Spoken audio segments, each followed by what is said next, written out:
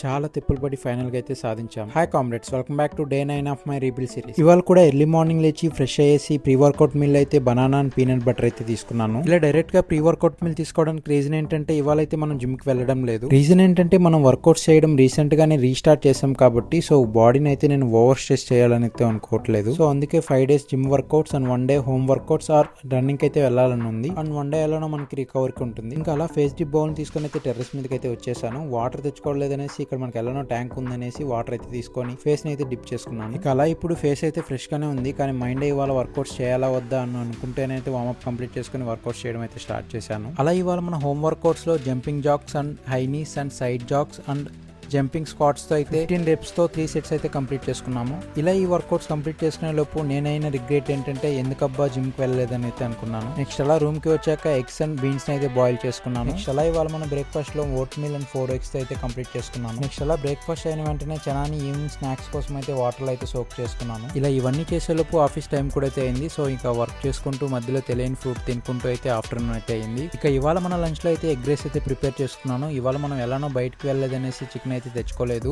So ఇవాళంతా మన protein intake అయితే eggs తోనైతే కంప్లీట్ చేసుకోవాలి. ఇక ఇవాళ మన లంచ్ లో అయితే egg rice and beans and carrot అయితే కంప్లీట్ చేసుకున్నాను. ఇక అలా చనా తింటూ 10 minutes వాక్ చేద్దామని అయితే బయటకు వచ్చాను. కానీ ఇక్కడ మన అమ్మమ్మ కష్టపడటంతో చూసి టెంకాయని పగలకూడదామని అయితే ట్రై చేశాను. అలా ఇంకా కష్టపడి టెంకాయని అయితే బ్రేక్ చేశాను. యాక్చువల్ గా ఈ టెంకాయ చాలా ముదిరిపోయింది. వాటర్ కూడా అయితే చాలా తక్కువ ఉన్నాయి. సో ఎలా ఒకటి వాటర్ కూడా అయితే తాగేశాను. ఇక అలా ఈ పపాయని కూడా అయితే అమ్మమ్మ కట్ చేయమంది. సో అలా పైకెక్కేసి హ్యాండ్ తో అయితే ట్రై చేశాను. బట్ అది మనకైతే అవ్వలేదు. నెక్స్ట్ అలా కర్రని తీసుకొని అయితే ట్రై చేశాను. అలా పపాయ అయితే కట్ అయింది. బట్ అటు సైడ్ కింద పడింది. అది తీసుకొని అమ్మమ్మకి ఇచ్చేసి రూమ్ కి అయితే వచ్చేసాను. ఇలా మనం కొన్నిసార్లు ఏదో చేయాలనుకొని ఏదో చేస్తాం. But it's okay. అలా చిన్న తింటూ వర్క్ చేస్తూ ఉంటుంటే వీడు చేసే పని చూడండి. రేపు ఎగ్జామ్ పెట్టుకొని చదువుకోకుండా వెయింగ్ స్కేల్ మీద ఏది పడితే అది అయితే వెయిట్ చూస్తూ ఉన్నాడు. అలా ఇక వర్క్ కంప్లీట్ చేసుకొని ఇవాళ మన డిన్నర్ కి అయితే 2 చపాతీస్ అయితే ప్రిపేర్ చేసుకున్నాను. అండ్ ఇక ఇవాళ మన డిన్నర్ కి 2 చపాతీస్ అండ్ అమ్మమ్మ ఇచ్చిన egg curry and 2 eggs and beans తో ఇవాళ మన డిన్నర్ అయితే కంప్లీట్ చేసుకున్నాను. అలా ఇక డిన్నర్ కంప్లీట్ చేసుకుని 10 minutes వాక్ కూడా అయితే కంప్లీట్ చేసుకున్నాను. యాక్చువల్గా మన బాడీ రీకంపోజిషన్ జర్నీలో వాక్ అయితే చాలా ఇంపార్టెంట్. డైలీ వాక్ అయితే చాలా తగ్గుతుంది.